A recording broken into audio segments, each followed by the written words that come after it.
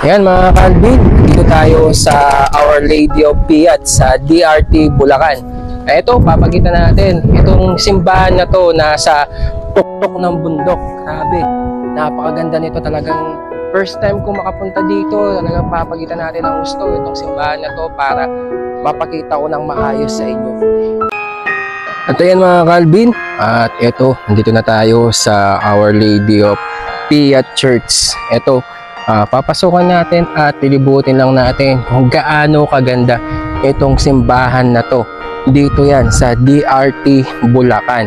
Kaya ito, papasokan lang natin para mapakita ko sa inyo kung gaano kaganda itong Our Lady of Piat Church dito sa DRT Bulacan mga Calvin. Kaya ito, papasukan lang natin mga Calvin ha. Ayan, papanik na tayo. Yan yung pinaka entrance. Marami po siyang pintuan. Ayan, kaya pwede po kayo kahit saan pumasok. Ayan, ito po yung pinaka looban ng simbahan na to. Dito sa gitna ng bundok. Dito sa DRT Bulacan. Ayan, oh. Ikita mo talagang bilog yung pinaka ano po niya dito sa simbahan na to. Makikita mo yung kagandahan nitong simbahan na to mga Calvin. Ayan ha, papakita lang natin at lilibutin na natin.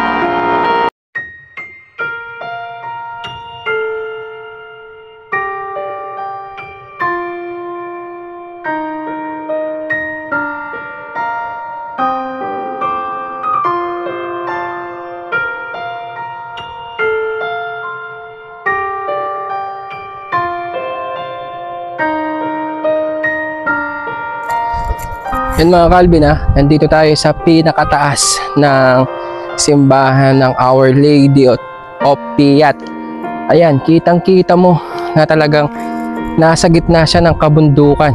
Pagkikita mo naman yung pinaka-ambience talaga na napakataas nitong simbahan na to mga Calvin. Kaya bihira lang ang makakita ng ganitong simbahan nasa tuktok ng bundok. Yan, kitang-kita mo yung mga ano dito na mga bahay talaga na maliliit na nga lang mga Calvin. Ayan.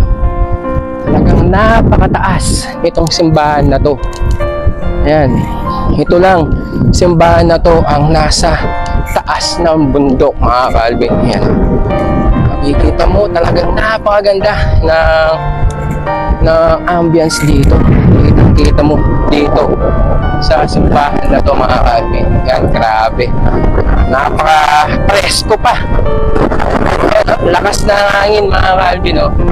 Yan, makikita mo ng tuluyan itong kabundukan ng Our Lady Pia dito sa gitna ng DRT Bulacan na nakalagay sa gitna ng bundok.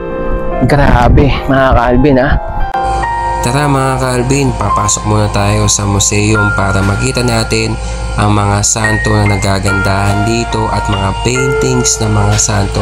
Tara, samahan niyo ako at pasukin natin itong museum na to.